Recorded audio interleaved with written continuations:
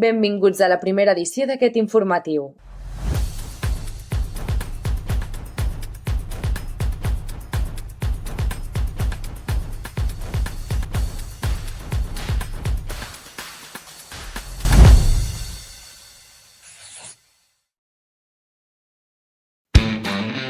I el Lloret Esportiu de Futbol Sala 2012 va tancar la pretemporada amb els últims amistosos.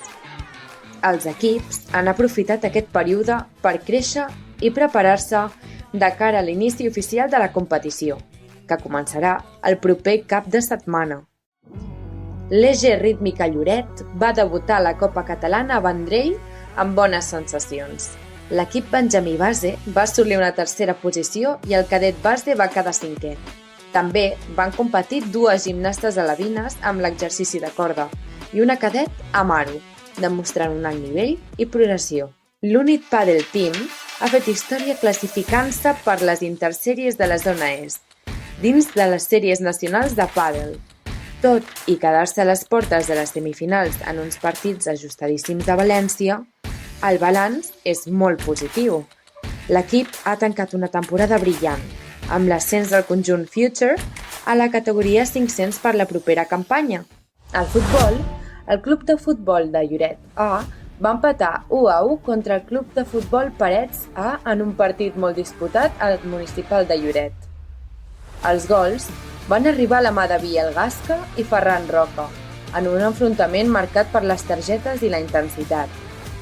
També la Juventus de Lloret va aconseguir una victòria important a domicili davant de Premià Club de Futbol, amb un resultat final 2-3. Damián Gonzalo, Emmanuel Michael i Joaquín Sebastián Suárez van ser els golejadors d'un triomf que consolida el bon moment de l'equip. En bàsquet, el CBU Lloret femení va estrenar-se a casa amb una clara victòria davant el Diagonal Mar, per 60-35. Destacada actuació de Tiziana Costa, amb 16 punts, que va liderar el joc ofensiu de l'equip. Pel que fa al sènior masculí, el CBU Lloret va caure per 65-60 a la pista del CB Salt, en un partit molt igualat fins al final.